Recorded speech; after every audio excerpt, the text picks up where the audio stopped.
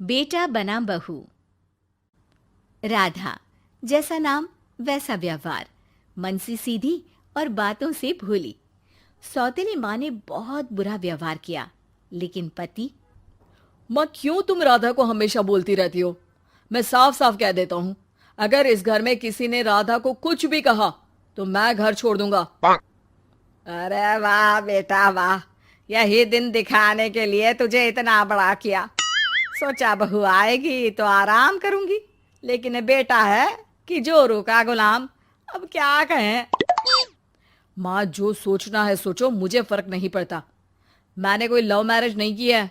आपने जिससे बोला मैंने शादी की, लेकिन अब मैं राधा को किसी भी परेशानी में नहीं देख सकता। हाँ हाँ, और मुझे देख सकते हो क्यों? अरे माँ, देखना तो मैं तुझे भी नहीं चाहता, लेकिन खुद सोच, राधा के आने से पहले तुम पूरा खाना बनाती थी, लेकिन अब जब से राधा आई है एक गिलास पानी भी खुद से नहीं लेती। अरे भाई, राधा भी तो मेरी ही उम्र की है। मैं आपके लिए बच्चा तो वो आपके लिए समझदार बहू। कैसे? उसे वक्त देना माँ। वो थक जाती है, रोती है, उसके पैर में दर्द होता है। आपको वो क्यों नहीं दिखता माँ? नहीं नहीं, ऐसा कुछ भी नहीं है। अरे वाह जी वाह, सारी तीली लगा दी। अब बोल रही है कि ना जी ना, कोई बात ना है। तीली? क्या बोल रही हैं आप सासू माँ? अरे राधा, तुम चिंता ना करो। माँ की आदत है हर बात पर ताने देने की। तुम कमरे में जाओ, मैं ग्रीन टी लेकर आ रहा हूँ। सास बेटे की हरकत से आग बबूली हो जाती है। बेटा, तूने आज प्रूव कर दिया कि बेटा कभी अपना नहीं होता। अरे जोरू के गुलाम, शर्म कर शर्म। तेरी माँ हूँ, सास नहीं जो खरी खोटी सुना रहा है कल की आई दुल्हन के आगे। अरे बहू बनना आसान ना है। बेटा, जो कि अपनी नई नवेली पत्नी पर जान छिड़कता था, माँ की बातों से गुस्सा हो जाता है। माँ, साफ साफ बात करो। तुम राधा को कभी कुछ नहीं कहोगी, इसके लिए मैं क्या कर सकता हूँ? कुछ नहीं कहूंगी? अरे बेटा, बावला हो गया है क्या? तू जिस दिन पैदा हुआ था ना, उसी दिन सोच लिया था मैंने कि तेरी शादी के बाद बहू पर हुक्म चलाऊंगी, पैर दबवाऊंगी, ताने दूंगी और जुल्म भी ढाऊंगी। बाप रे बाप! माँ, आप कैसे ऐसे सोच सकती हो? राधा छोटी है मुझसे भी, और उसके लिए ऐसी सोच। अरे बेटा, एक बेटी का बाप और माँ उससे बचपन से ही सहनशीलता सिखाते हैं, जिससे कि वो कुछ भी सुनने के लिए तैयार रहे।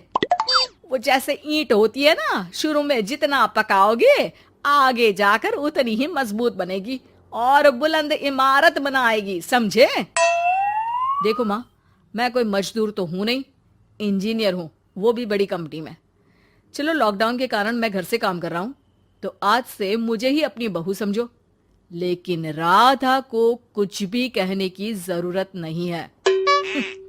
हाँ भाई हाँ, ठीक है भाई। तेरे मजनू बनने से मैं थोड़ी ना सास बनने की अपनी ख्वाहिशों का गला घोंट दूं, हैं? मुझे कोई ना कोई तो चाहिए ना हुक्म चलाने के लिए। अब तुम दोनों मिलकर डिसाइड कर लो बस। फिर क्या था, राधा का पति बन जाता है घर की सुबह सुबह। अरे कहाँ मर गया? अरे ना ना, मेरा बेटा, क्यों मैं सुबह सुबह ऐसे शब्द निकाल रही हूँ, गुनाह हो जाएगा। अरे कहाँ रह गया ससुर का नाती? जरा चाय तो पिला। ये भी कोई बात होती है? सूरज सर चढ़ गया लेकिन महाराज जी सो रहे हैं। बेटा पलंग से उठता है। मैं जल्दी से जाकर चाय दे आती हूँ माँ जी को। अरे नहीं नहीं, तुम जाओगी तो 4 बात और सुनाएंगी। मैं जा रहा हूँ। बेटा माँ को चाय लाकर देता है कि माँ। अरे देख तो तेरा चेहरा, ना मुंह धोया ना हाथ। जा जाकर हुलिया ठीक कर ले और उस करमजली को बोल कि नाश्ता बनाए। करमजली? अरे माँ, कुछ तो शर्म कर। देता हूं ना मैं तुझे नाश्ता, लेकिन तू राधा के लिए ऐसे गंदे शब्दों का इस्तेमाल नहीं करेगी। बहू की तारीफ बेटे के मुंह से सुनकर सास फिर गुस्सा हो जाती है। अरे जा जा जाकर नाश्ता लेकर आ।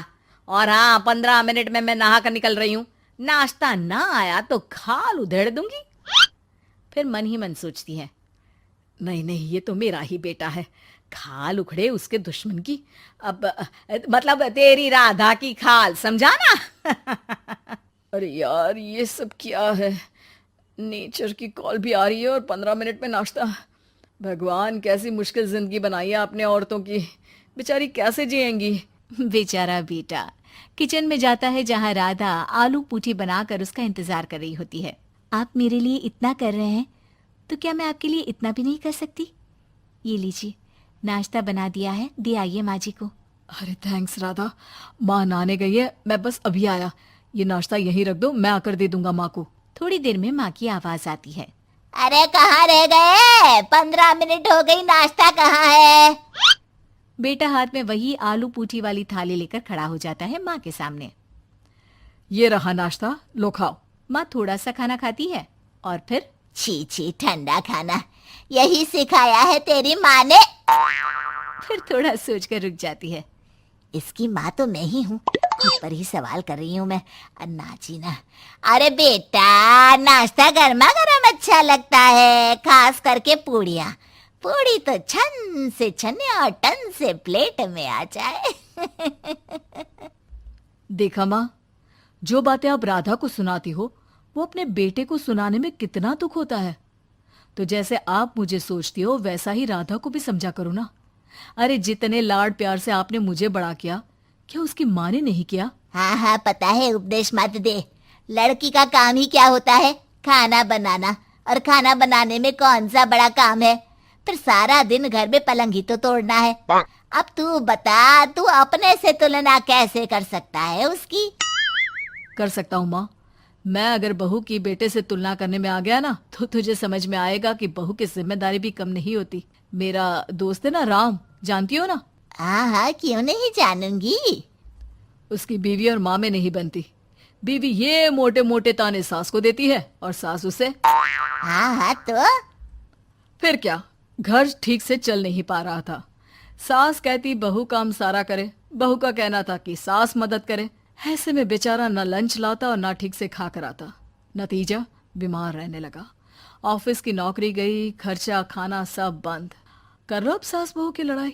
बेटा बीमार घर पर बैठा, पैसे की आमदनी नहीं, बहू भी कभी मायके कभी ससुराल। अब तो सुना है सास बहू की ही कमाई खा रही है, वो भी तानों के साथ। घर का भी सारा काम वही करती है। अरे बस कर बेटा, मुझे समझ में आ गया। तू तो बेटा ही रहे। बहू को अब बहू नहीं, मैं बेटी बना कर रखूंगी।